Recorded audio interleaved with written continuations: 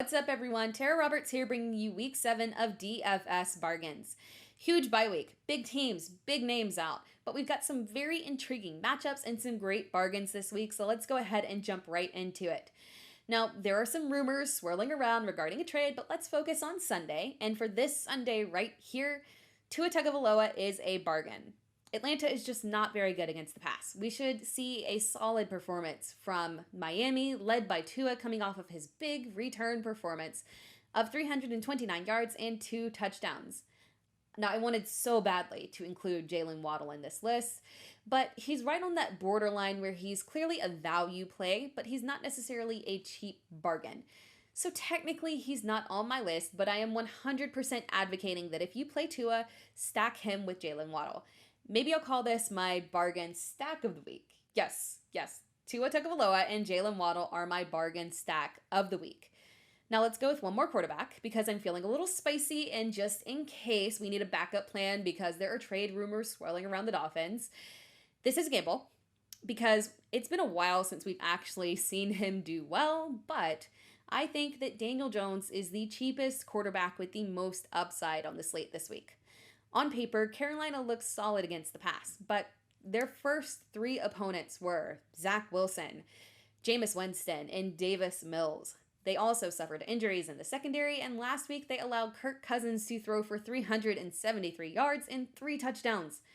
Daniel Jones is hit and miss, but when he hits, he gives you a top 10 performance.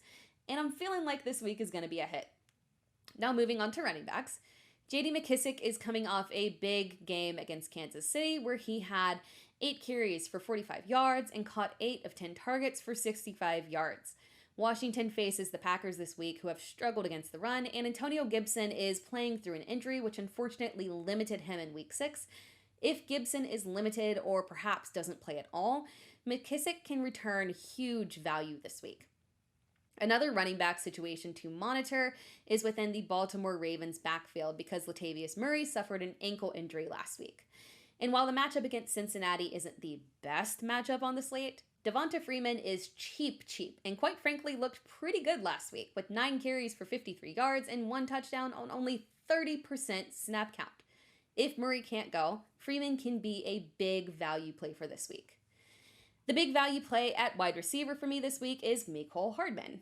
It's very simple. The Chiefs play Tennessee, and last week against Buffalo, Tennessee allowed literally anyone and everyone to go off. Stephon Diggs, Cole Beasley, Emmanuel Sanders had 89, 88, and 91 yards, with Diggs and Beasley both catching touchdowns. There's no reason that Kansas City can't repeat this and have multiple receiving options hit with Travis Kelce, Tyreek Hill, and MECOLE HARDMAN. Another solid bargain at receiver this week is Darnell Mooney. As crazy as it sounds to say, Mooney has asserted himself as the top receiving option in the Bears' offense, and his connection with Fields is undeniable. Mooney went 5 of 8 for 45 yards and a touchdown last week. And this week, the Bears face Tampa Bay. Now, Tampa Bay has been working to correct its issues, but there's still opportunity for a receiver like Mooney to take advantage of issues in the secondary.